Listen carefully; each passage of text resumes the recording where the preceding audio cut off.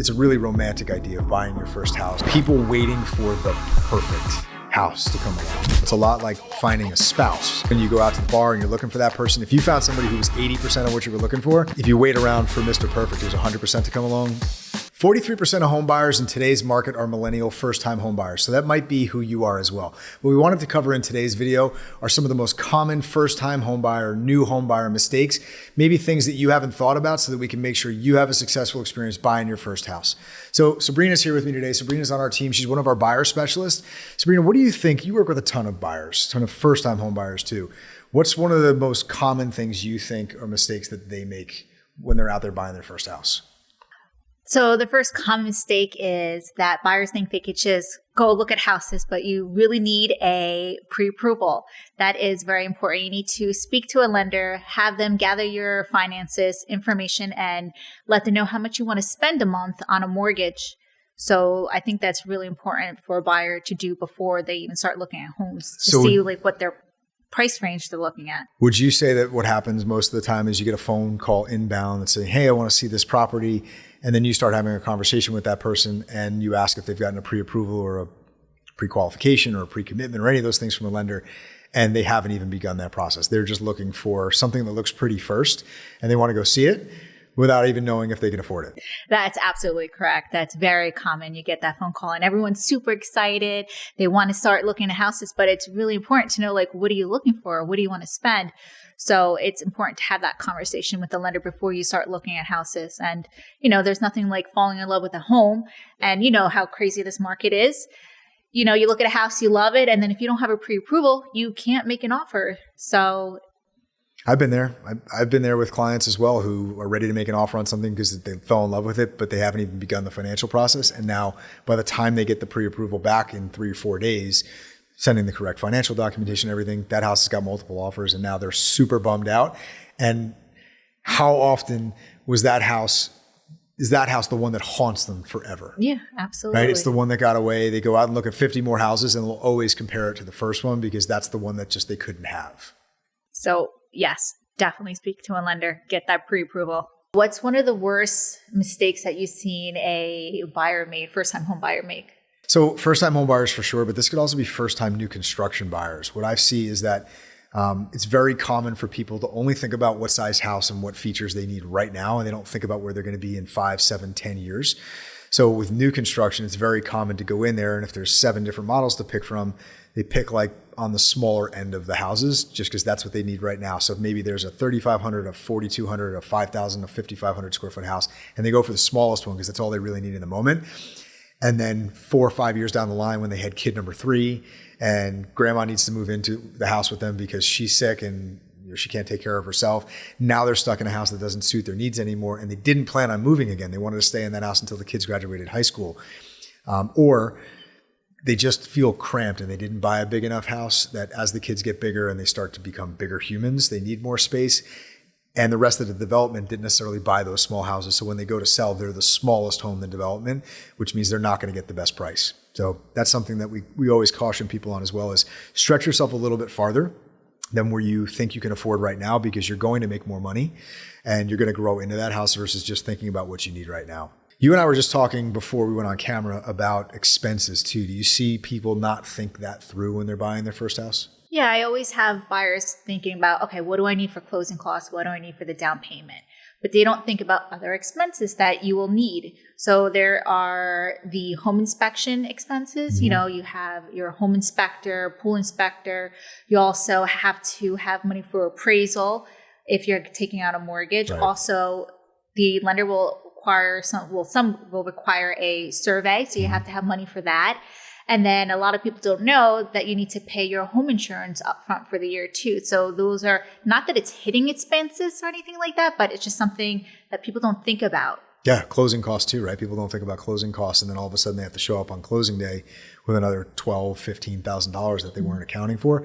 Obviously, the lender should make them aware of it too, but you're 100% right that people end up buying a house that mortgage, principal, interest, and taxes they can afford, but they don't think about the carry costs on it. Yeah. Especially with a younger generation. I mean, the millennial generation is so into traveling and not being house poor and locked down. You definitely want to make sure you don't get stuck in a house where all of your expendable money is going towards paying for your property. Absolutely. Yeah. We see this all the time. So on the team, I specialize in taking care of listings and sellers specifically. Sabrina takes care of a lot of our buyers for us.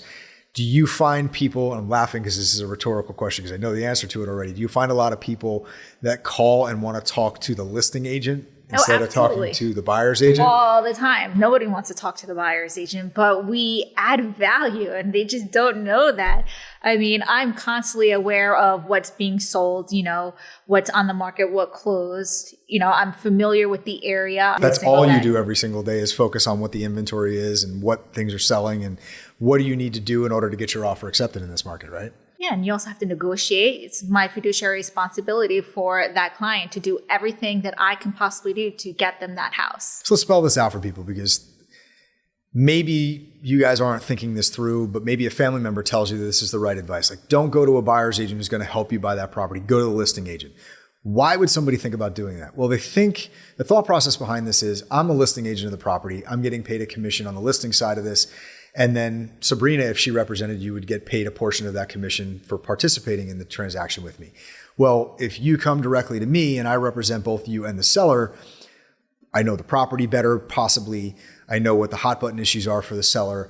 And maybe I'm willing to cut my commission and do both sides of the transaction with you instead of having Sabrina get paid, which might total the seller a little bit more money. There's a couple fallacies or myths to that. First part is you think the seller is going to reduce the commission amount because I represent both sides or that I'm going to do it, which we don't do. And a lot of sellers will just take that money and rather than passing it along to you, they're just going to put it back in their pocket. So it doesn't necessarily make you any more money. The next one is what you talked about, which is fiduciary responsibility. Yeah. So who am I responsible to as the listing agent? The seller, not the buyer. Above and beyond, right? So if I represent you and the buyer, you and the seller on the same transaction, my job is to make sure the seller gets their interest covered before yours. If Sabrina represents you and you are her only fiduciary interest, then her responsibility is to make sure that you win. So we now have not a combative relationship, but she's working for your best interest. I'm working for the seller's best interest. And that's a fair negotiation, right? Absolutely. And then the last part of this is you're assuming that the listing agent is a good agent, right? Listing agents might have stumbled into a listing just because their family member is the one who was selling the property. You have no idea that this agent, forget about having your best interest, actually knows what they're talking about or knows the property really well. So you might be going to a listing agent assuming that they're just like everybody else and they know everything about the property and they're going to be able to represent you properly. They might not really do a very good job even if they try to. So finding somebody who's a super pro at this and closes 30, 40, 50 transactions a year just on the buy side, it's going to get you a better deal. She's going to be able to negotiate for you better than the listing agent if it's not a wonderful listing agent. On top of the fact is, if I represent you and the seller, I know the seller's lowest number they're going to take. I know your highest number you're going to take. Someone's going to lose, right? Either the seller is going to end up selling that property under where they should. You're going to end up spending more than you want to. So it's always a better idea to work with a dedicated buyer's agent and a dedicated listing agent, depending upon which side you're on. And when you work with our team, just a little shameless plug here, we don't do both sides of the transaction. Sabrina represents the buyers when I'm the listing agent and vice versa. I have a good question for you. Okay. Why do you think paying attention to your Zestimate is really important? Oh, this is a brutal one, right? So Zillow probably has the most market share of any of the online sites for looking at properties. And they've done a great job of building that out. But there's Zestimate or Zestimate, depending upon who you're talking to, which is their opinion of your value, is like one of the worst things that is public information. Buyers pay attention to it a ton, right? So when they want to make an offer on a property, they're paying attention to that number compared to the listing price. And if the listing price is higher than that, forget it. No buyer wants to pay more than what this estimate is. On the sell side, when I'm working with clients as listing clients, they're acutely aware of what their estimate is. And God forbid I tell them that the market value for that house might be lower than that. They don't think there's any way that that's possible. But I think the problem with Zestimates is, first of all, it's a proprietary algorithm, right? It's Zillow's way of determining what your value is based on bedroom, bathroom count, square footage, all the other properties in the area that have closed. They don't take into consideration at all what the inside or renovation quality of your house is. So they have no idea how two houses really compare if one was renovated and one wasn't. They don't take into consideration short sale and foreclosure numbers. So it's really garbage in, garbage out. But for buyers, I think it's a really big problem because that number is completely fictitious. I mean, there's three different values, right? There's your assessed value, which is what the town is saying that your property is worth from a tax basis. There's appraised value, which is what the bank, when they hire an appraiser to come out, is going to value the property at. And then there's the market value. Zestimate is like a fourth, like not interesting value that's out there. But I think buyers pay attention to that and mistakenly won't pay what the market value for the property is just based on what Zillow thinks it's worth.